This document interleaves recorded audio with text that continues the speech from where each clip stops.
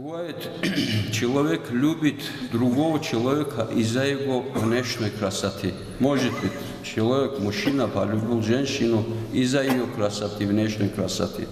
Бывает, человек любит другого человека из-за его, из-за каких-то материальных целей. Или человек любит другого человека из-за целей для ахирата. Он алим, он хочет от него извлекать ильму, достичь ильму. То есть вот эта любовь и любовь лишь ради Всевышнего Аллаха, она разные вещи. То есть человек полюбил человека из-за того, что он является рабом Всевышнего Аллаха. Вот из-за этого, если человек человека полюбил, без никаких целей, ни материальных целей, ни ахиратских целей, ни за внешней красоты, ни из-за чего, просто из-за того, что это раб Всевышнего Аллаха. Вот это является настоящей любовью. Вот это ценится вот таким образом, которым мы вот здесь говорим. Вот такая любовь, она и ценится. Если человек полюбил какого-то человека, он, значит, его любимого тоже должен полюбить.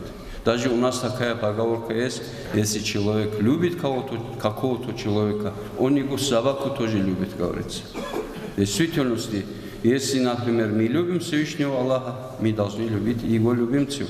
Если мы любим пророка, значит, алейхиссалам, мы должны любить и его любимцев тоже. Вот что такое в действительности, а вот любовь. Вот здесь приводится один стих, который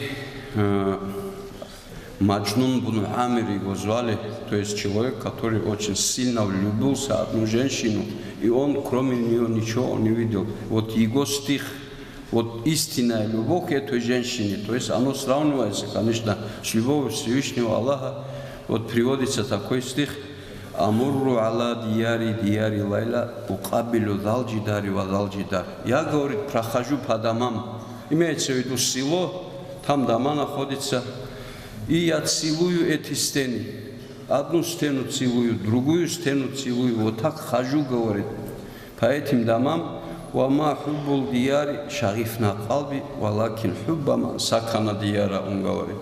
Я не целую эти стены не из-за того, что я стены полюбил, я из-за того, что в ней находится моя любимая женщина. Вот из-за этого, видите, вот любовь к этой женщине его заставляет даже стены целовать тех домов, в которых находится эта лайла. Вот что такое в действительности любовь, чтобы в нашем понимании это доступно было, вот таким образом. То есть автор этой книги разъясняет нам вот это все. В действительности любовь, если к Всевышнему Аллаху у нас будет, значит мы должны любить и рабов Всевышнего Аллаха. Значит, любовь так, если важна, значит, злиться, гнев ради Всевышнего Аллаха, это тоже очень важно.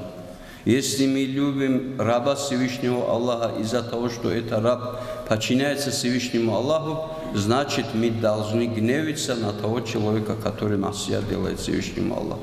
Если мы равнодушными будем тем людям, которые грешат, безразлично будем относиться, значит, у нас отсутствует эта любовь.